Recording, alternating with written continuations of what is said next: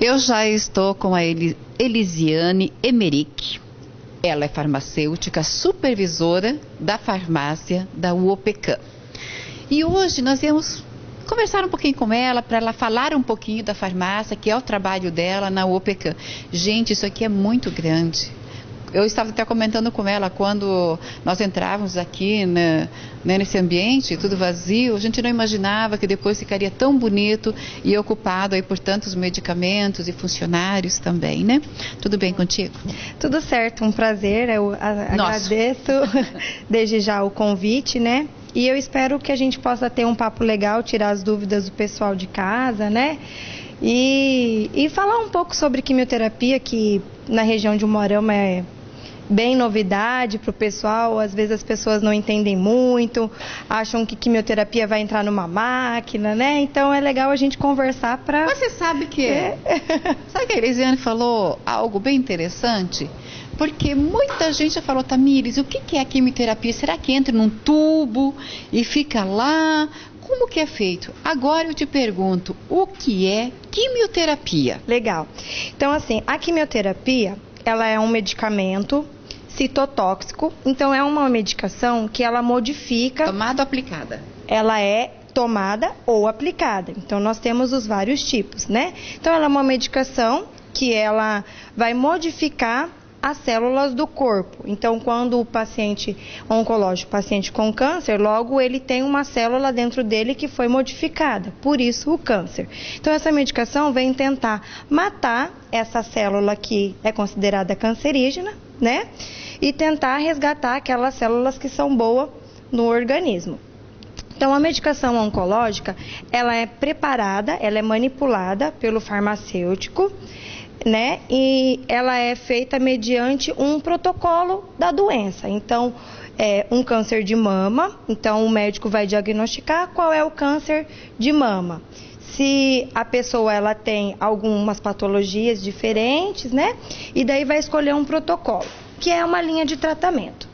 Dentro disso, o médico vai ver qual é o peso do paciente, qual é a altura, qual alguma, por exemplo, uma mulher que aceita melhor um tipo de quimioterápico e outra não. Então aí o médico vai fazer toda a análise clínica do paciente e vai prescrever a medicação com a dose específica para aquele paciente. Então vem para o farmacêutico e o farmacêutico vai preparar, então vai manipular aquela medicaçãozinha específica para aquele paciente. Não é a quimioterapia, não é igual para todo mundo. Não, cada quimioterapia... Cada caso um caso. Cada caso. Então, um paciente, vamos usar o câncer de mama, o paciente de 30 anos e uma de 32, nem sempre significa que elas estão fazendo a mesma medicação na mesma concentração. Cada um é um. Então, por isso que a medicação ela é feita só na hora que o paciente está lá dentro do hospital, que o médico avaliou, viu que ele está em condições de receber, daí o farmacêutico manipula para o paciente. Então, isso é algo que as pessoas às vezes não conseguem também, não tem esse conhecimento, né? Acha que a medicação vem pronta. Não vem pronta, ela é preparada específico para aquele. Legal, né? Um tratamento individualizado. É muito interessante. Agora, outra dúvida também que o pessoal tem, e o medo, porque fica tudo boiando, né? Quimioterapia, a quimio vermelha, quimio amarela, azul, transparente, sei lá que cor. Isso. O que é? Então, Tamires, isso é muito interessante. É um conceito popular, mas é um conceito errado. Às vezes, a pessoa está fazendo uma quimioterapia vermelha e o colega do lado que também, como eu acabei de falar, um câncer de mama, às vezes está fazendo uma quimioterapia transparente, né? Ou um paciente com leucemia e você também fazemos medicações diferentes. Na verdade, não significa que a cor da medicação indique ou uma linha de tratamento ou indique que é mais forte ou mais fraco. Como a gente vai na farmácia, né? E a gente compra um comprimido que às vezes é marrom, um comprimido de pirona que é branco, um comprimido de paracetamol que é mais amarelinho. Então, a medicação, ela também, oncológica, ela também tem uma cor. E isso é próprio do princípio ativo, é a coloração. Então, por exemplo, se uma medicação ela é retirada de uma planta, ela tem uma coloração parecida com lá do início aonde ela foi extraída. Se a medicação ela é preparada num laboratório, às vezes a combustão química do produto gera uma coloração. Então é isso que vai acontecer, uma quimioterapia vermelha, azul, amarela ou até mesmo transparente. É específico da medicação, não significa que é mais forte, que é mais fraca ou que é uma linha de tratamento. Isso é um conceito bem popular, mas que não é verdadeiro. É porque quando fala assim, o fulano está fazendo químio vermelho. Ai, coitado, tá morto.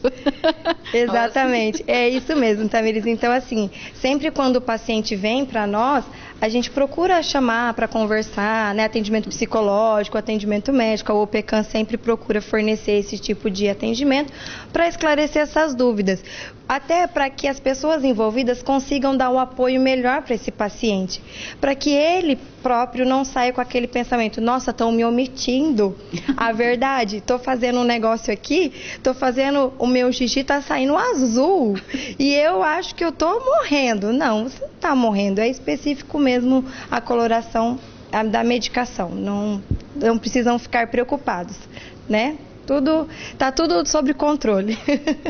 Elisiane, muitas pessoas falam que após uma quimioterapia dá enjoo, vomita, não tem vontade de comer, se isola, fica depressivo. Na verdade, quais são as reações? Depende de pessoa para pessoa também? Então, algumas reações adversas, elas já são esperadas mediante o medicamento que ela está tomando. Isso vai variar, como você disse, também da pessoa, né? Há pessoas que toleram bem uma quimioterapia, saem e têm vontade de comer um prato de feijoada.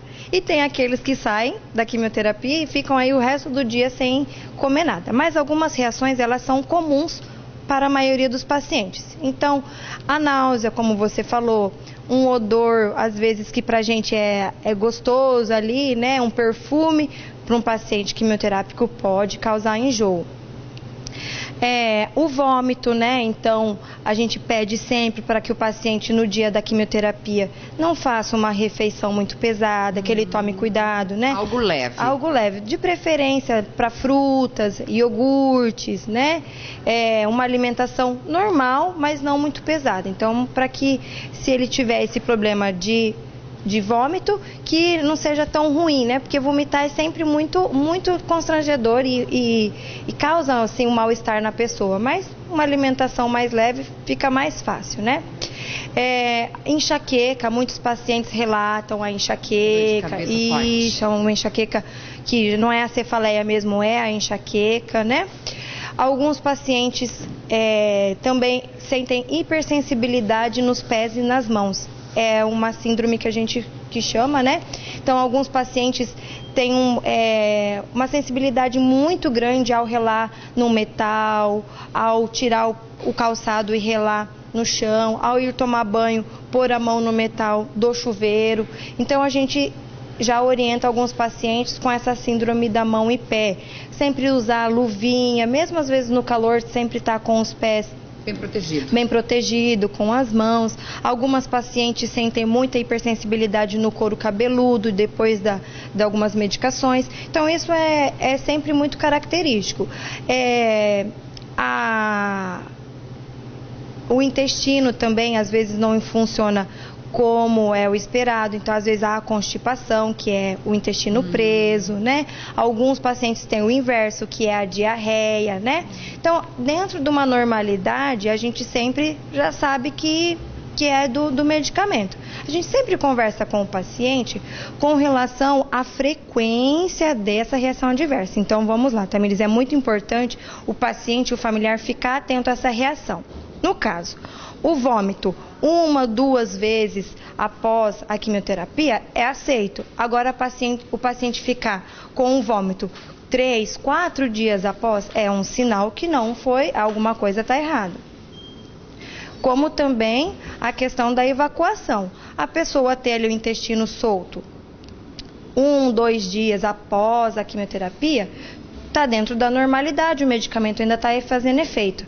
Agora, você imagina uma pessoa com 7 dias ali com uma diarreia muito forte, vai levar a um quadro de desidratação nesse paciente. Então, sempre a gente tem que ficar muito atento aos quadros. Reação adversa são esperadas. A intensidade é que a gente tem que ficar sempre... E isso pode acontecer? Isso acontece. O paciente normalmente retorna logo como uma intercorrência, né? O médico vai avaliar e provavelmente isso vai para a evolução do paciente, que no próximo ciclo da medicação, o médico vai reavaliar para diminuir a dose, né? Aumentar a quantidade de soro para esse paciente, para que essas reações adversas sejam diminuídas e entram dentro da normalidade e suportado pelo paciente, né? Então, a gente, na questão de profissional da área da saúde, a gente sempre tem que estar muito atento a esses sinais que o paciente vai apresentar, porque pode ser normal. Pode ser que seja um indício que alguma coisa não está sendo bem tolerado por aquele paciente.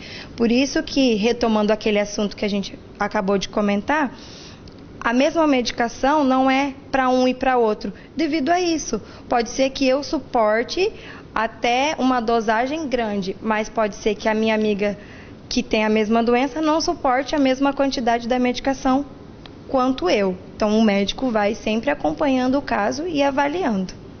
Vamos imaginar, fez uma quimioterapia, deu diarreia, não pode ficar desidratado, vai ficar muito fraquinho, isso, né? E vai ficar sem resistência para o tratamento. Daí o médico vai avaliar. E isso pode ocorrer também do paciente daí ficar internado, ir para o soro, para estancar? Isso é normal. Então, para fortalecer o paciente? Isso. Sempre, quando o paciente vai fazer a quimioterapia, a gente já entrega uma cartilha de orientação para o paciente. Então, sempre, após a quimioterápico, o uso dos líquidos, né? Então, procurar se hidratar, a alimentação, para aumentar mesmo a resistência do paciente. Mas há aqueles que a gente sempre tem que estar observando. No caso de um paciente com uma evacuação frequente, com um vômito frequente, esse paciente vai ser internado, vai ser aplicada uma medicação para diminuir ou cortar, né, o vômito, a diarreia, e ele vai receber uma nutrição aqui vai passar pela nutricionista e vai ser avaliado, e aí o médico vai estar acompanhando para voltar, como diz, as forças do paciente novamente, ele ficar bom dentro da normalidade ali para poder continuar com o tratamento. Nós sempre preconizamos a continuidade do tratamento, é muito difícil suspender a medicação, então a gente sempre vai reabilitar o paciente para continuar o tratamento. Então a gente tem que ter o foco maior, que é cuidar do paciente com câncer. E aí as outras, por exemplo, paciente com gripe, o paciente... Nós, saudáveis, quando a gente tem uma gripe, né? A gente já fica muito debilitado. Você imagina uma pessoa com câncer, com gripe. Então, assim, é tudo muito mais intenso. Por isso que é importante a gente, qualquer coisa no paciente oncológico, a gente, os olhos muito atentos para não deixar passar. Por isso, o paciente oncológico, ele tem um tratamento diferenciado, um local especial para ele, um hospital de referência com os olhos para ele, porque tudo em volta dele é diferente de um outro paciente com uma outra doença. Um paciente com problema de coração, com um problema nos ossos, ele tem um tratamento, mas o paciente oncológico, ele é especial devido à intensidade que a doença causa tudo nele. Então, tudo tem que ser muito bem avaliado. Fica bem delicadinho, né?